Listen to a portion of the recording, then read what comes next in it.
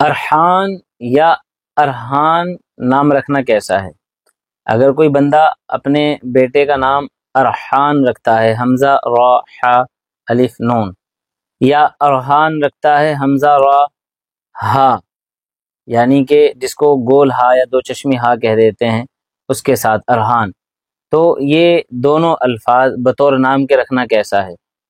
جواب یہ ہے کہ ارحان یا ارحان یہ عربی زبان میں، عربی لغات میں نہیں ملتا ہے، حتیٰ کہ فارسی کی مختلف لغات میں بھی دارالفتہ وغیرہ نے لکھا ہے کہ نہیں مل سکا، یہ دونوں الفاظ نہیں مل سکے۔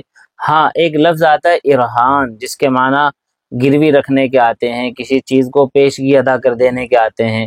بہرحال معنی کے اعتبار سے یہ لفظ بھی نام رکھنے کے طور پہ درست نہیں ہے، اس لیے مناسب ہے انبیاء اور صحابہ کے ناموں پہ نام رکھے جائیں۔